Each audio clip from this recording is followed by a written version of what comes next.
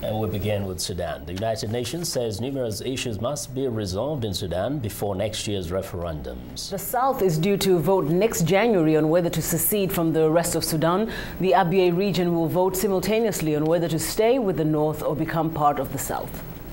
On Monday, the UN Security Council was briefed on the many outstanding issues in Sudan. Joining us with more on the briefing is VOA's UN correspondent Margaret Besheer. Hi, Margaret. Good morning, Vincent. Morning. Now, we know that among those who did brief the UN Security Council was the chief prosecutor of the ICC, Mr. Ocampo, Luis Moreno Ocampo, and he complained that the government in Khartoum is not cooperating with the court. Can you tell us more? Well, he was actually here on Friday. We had sort of double Sudan briefings on Friday and Monday.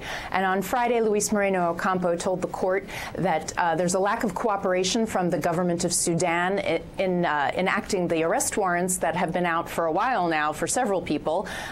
He focused primarily on Ahmed Haroun and Ali Kushayb. Their arrest warrants were issued 3 years ago. And he said, especially Ahmed Haroun, because he's the governor of South Kordofan state, that he's in a position where he could commit more crimes, and he's very concerned and he should be arrested. And the council agreed. They put their support behind the court and said that those arrest warrants should be enforced. Now, the others who briefed the Security Council were Jibril Basoleh, the UNAU Joint Chief Mediator for Sudan, and UNAMID Joint Special Representative Ibrahim Gambari. And they were concerned about some things that they think should be done before the Southern Sudan referendum is carried out. Can you share with us some of their concerns?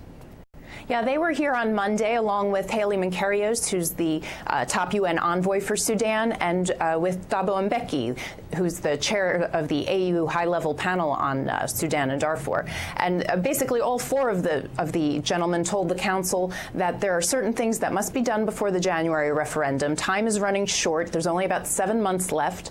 And they urged that the referendum must be held on time. And some of the issues are, for instance, the demarcation of the north-south border, the demarcation of Abyei's border, formation of commissions, of the referendum commissions that are going to handle the referenda, and also the start of the popular consultations in Blue Nile and South Kordofan states. Those are important to their future self-determination and other governance issues. Now, we don't want that when all this is going on, sometimes people may forget that perhaps the situation may not have changed as much in Darfur. Did this come through in their briefings?